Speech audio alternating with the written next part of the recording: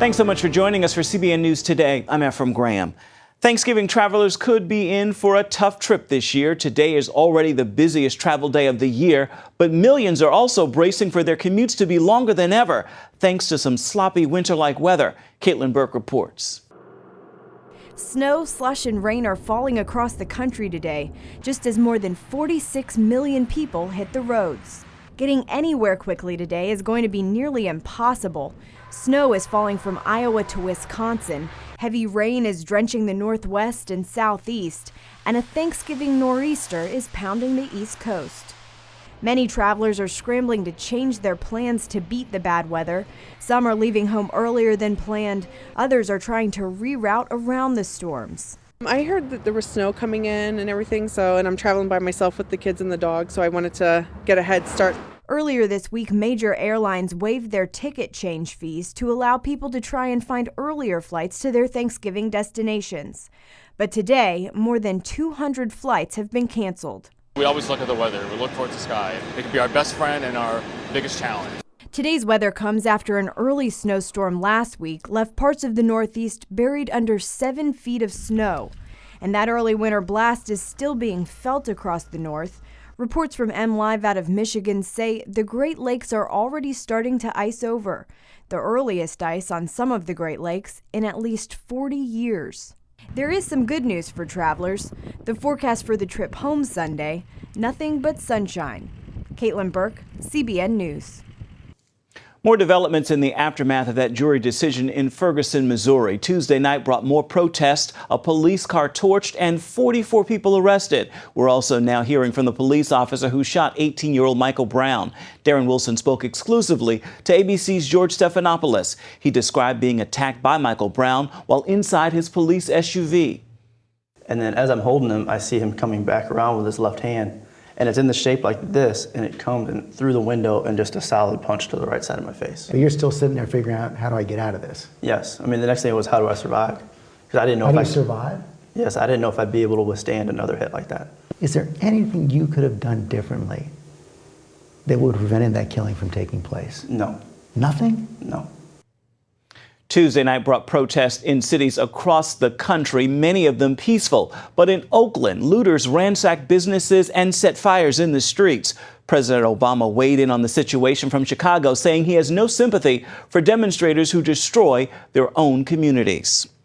Federal judges in Arkansas and Mississippi have overturned those states' bans on gay marriage. Arkansas's Attorney General is set to make a decision on how to respond to the ruling after the Thanksgiving holiday. In Mississippi, the ruling has been put on hold for 2 weeks so the state can appeal. Mississippi's governor and the Attorney General each filed written arguments asking the judge to uphold the state's marriage rules. Mississippi has a 1997 law and a 2004 voter-approved constitutional amendment that defines marriage as being between one man and one woman. The Texas Board of Education has approved new history textbooks for students to use next fall. The decision comes after a bitter ideological fight. The vote broke down along party lines, with the 10 Republican board members voting for books and software that included mention of America's rich religious heritage. The 5 Democrats on the board opposed the move. Liberal activists and a group of 52 university professors protested the emphasis. A new report shows the Islamic State is making millions of dollars from ransom money. The United Nations report shows the terror group received between $35 to $45 million in ransom payments last year alone. Between 2004 and 2012, the group made an estimated $120 million in money from ransoms. Officials say kidnapping for ransom continues to grow. In recent years, ISIS has made this a core tactic for generating revenue. Business as usual in Iraq. That's how one businessman in Baghdad described what's happening there. Chuck Holton got a rare visa to visit Iraq, and what he discovered was quite different from the media headlines. When the plane landed for my 4th trip to Baghdad, things had changed dramatically since my last visit here in 2007. Nobody wore body armor. There was actually a customs and immigration line. The airport looked surprisingly normal. I met my translator and we drove past Camp Victory, once home to thousands of U.S. troops, now just an empty shell of what it once was. Along Baghdad Airport Road, driving toward downtown, traffic was light. It's hard to believe this was once called the most dangerous stretch of pavement on the planet. On this day, headlines warned ISIS terrorists were only a few kilometers from Baghdad International. While there were some soldiers, no one seemed especially concerned. I stayed in the center of the city, just across the street from an amusement park in full swing. Hardly what you'd expect from a city under siege. I met up with Mike Douglas, CEO of global logistics company SKA International.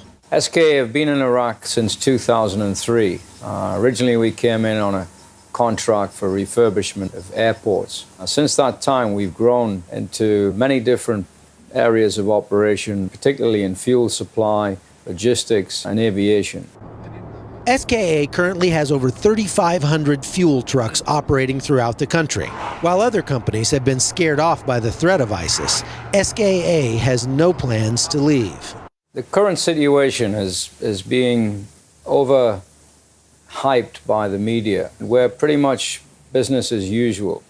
That's not to underestimate the seriousness of what's going on elsewhere in the country, and we ourselves have faced some serious challenges in the north. But I think the key to our success is understanding what's going on the ground, developing relationships with key people, with decision makers, and understanding the true facts of what's happening within the region. The next morning, we drove 4 hours south to the city of Basra. There, we met with leaders of the Al-Batat tribe, marsh Arabs who were terribly persecuted under Saddam Hussein.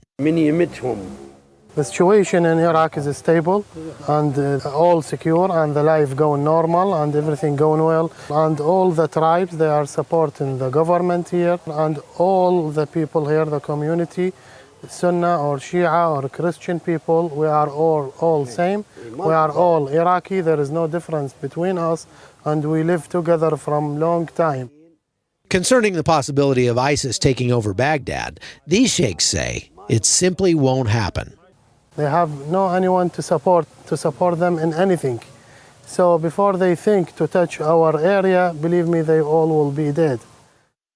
Here in southern Iraq, things have gotten pretty stable. As a matter of fact, there hasn't been a terrorist event in this area for over a year. At this fuel depot south of Basra, a small group of contractors is doing a job that used to be done by the U.S. military. That is, sending fuel to all the power stations in Iraq to keep the lights on. And in that way, they're helping to take the fight to ISIS. America's still here in Iraq. People don't know it, but I'm an American. I'm from Missouri, and proud to be here. And we're doing all we can. Majority of logistics work, the support, fuel support, food, transportation, mail, all of that was done by the U.S. military.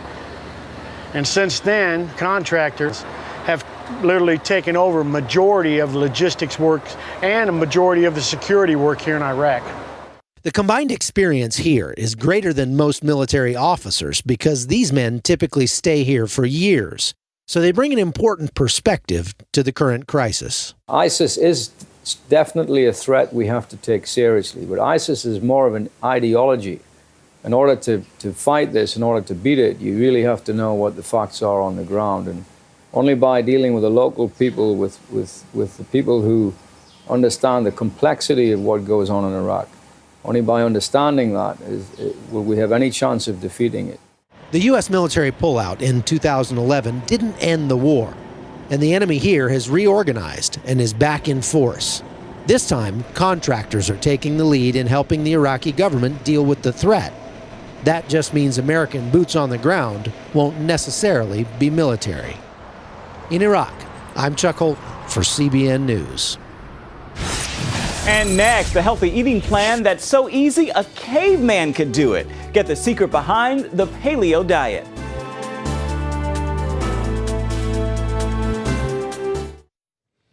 When it comes to eating at your favorite chain restaurant, the days of blissful ignorance are over. A new mandate by the Food and Drug Administration means all restaurants with 20 or more locations are required to post calorie content, quote, clearly and conspicuously on menus and displays. Some food chains already do this. Those who don't have until November 2015 to make the changes. Well, the holiday season is here, and that means most of us won't be counting calories. But if you make seasonal eating habits permanent, you could be facing an array of health issues like inflammation, cancer, and diabetes.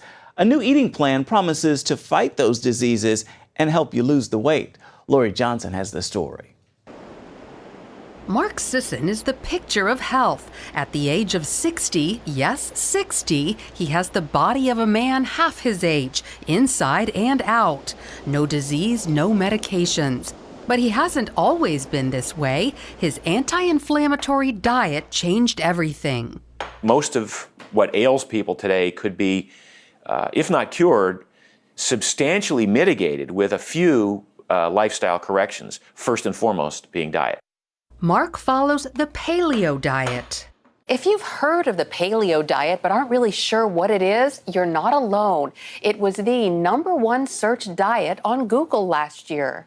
For the last 25 years, Mark has analyzed nutrition research. 2.5 million readers follow Mark's work.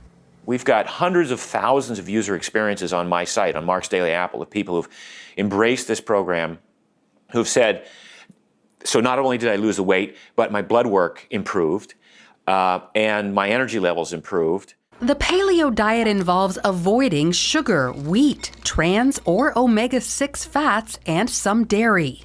When you get rid of all those bad guys, you decrease inflammation and you improve your body's ability to burn fat. Sugar weakens your immune system and causes insulin problems. Wheat treats your body much the same way. Mark didn't even realize wheat caused him problems until he stopped eating it. My IBS went away. My arthritis went away. The lingering sinus issues that I had went away. The heartburn that I used to have infrequently, but enough to be to have me carrying Pepsid AC in my wallet, that went away. Highly inflammatory trans fats and omega-6 fats are found in many packaged foods and oils that line the grocery store shelves. And we eliminate these industrial oils, what we call the vegetable oils that we thought 2 decades ago were so healthy for us. Turns out they're very unhealthy for us. Many dairy products cause inflammation, allergies, and stomach problems. So if you give up sugar, gluten, trans fats, omega-6 fats, and dairy, you may be wondering what's left to eat. Turns out a lot. Certainly use plants, vegetables as the main basis of the paleo eating strategy, and then great sources of protein, so meat and fish, fowl, eggs, and so on, and then healthy fats. Healthy fats include avocados, nuts, olive oil, fish oil, and don't forget coconut oil, even though it's a saturated fat. In fact, some health experts don't believe saturated fats like beef, pork, and eggs should still be viewed as bad guys when it comes to our diet. Some doctors still have a real issue with saturated fat because they're relying on 20-year-old studies that were faulty to begin with, and they haven't done the research, and they haven't stayed current with dietary research. But there are thousands of doctors now who have completely shifted and are embracing this concept. That includes Duke University's Dr. Eric Westman, who used to think saturated fat caused heart disease. Then he changed his mind. Saturated fat, the fat that we've been taught not to eat, raises your good cholesterol best of all the food you can eat. Of course, any diet is best combined with exercise. Looking at Mark, you might think he lives at the gym, but the truth is he barely breaks a sweat. He recommends slow movement like walking and a lot of it, outside or even at a treadmill desk. Twice a week, he recommends muscle building. Using his own weight as resistance, Mark does push-ups, squats, lunges, and sit-ups. The tension of the muscle on the bone, it creates bone density, for instance. And we want to have strong bones as we get older. Then once a week, a set of sprints, giving all you've got for 30-second surges of aerobic activity, like running, biking, or swimming. That little burst of activity can have such dramatic effects on all aspects of your health. And for people who have been trying to lose weight, for instance, and are plateaued or stalled, that sprint workout can be sort of the breakthrough. Finally, get enough sleep, because without it, your immune system suffers and you increase hormones that make you hungry. A lot of people will get the diet right, for instance. They'll start to dial in the diet, but because they enjoy, they're too tempted by the nighttime activities and they don't get enough sleep, they wonder why they're not losing that last 15 or 20 pounds. It may be because you're not getting enough sleep. So an anti-inflammatory diet is missing sugar, wheat, processed oils, and most dairy. So you eat foods that keep you thin and healthy well into your golden years. Lori Johnson, CBN News. He may have his flaws, but I'll take warts and all. He's my very best friend. In today's family entertainment news, America's favorite Christian animated vegetables are coming to Netflix. A VeggieTales spin-off series called VeggieTales in the House launches today. Each episode is composed of 2 11-minute stories with songs. Today we're hearing from the co-creators of the show about why the Netflix series was created. The advantage of the shows being on Netflix is that it's so easy for people to discover them and then to share them. Just the fact that a mom can be shopping in the grocery store with their kids and their kids are, getting cranky, getting antsy, and you can give them your phone with the Netflix app and watch 11 minutes of VeggieTales and actually get a little, moral lesson. I mean, that's really cool. VeggieTales in the House provides a look at where the veggies live their everyday lives and is intended to complement the DVD series through a more traditional show. The creators of the show say even though the cartoon may have a new look, the values are staying the same. The life of Olympian and American hero Louis Zamperini is heading to the big screen. The story is called Unbroken, just like his best-selling biography. And filmmakers are sharing this preview with CBN News. Zamperini accepted Christ at a Billy Graham crusade, but long before that day, he fought in World War II, where his bomber was taken down over the Pacific. Zamperini then survived on the open water for 47 days before being captured by the enemy and held for years as a prisoner of war. Hello, Mother and Father. This is your Louis talking. This will be the first time in 2 years that you'll have heard my voice. Unbroken is produced and directed by Hollywood heavyweight Angelina Jolie. It opens Christmas Day, but you can get the full sneak preview at cbnnews.com. Up next, Christmas is coming, and if you're trying to figure out your gift list, we've got the scoop on some hot technology you may have missed.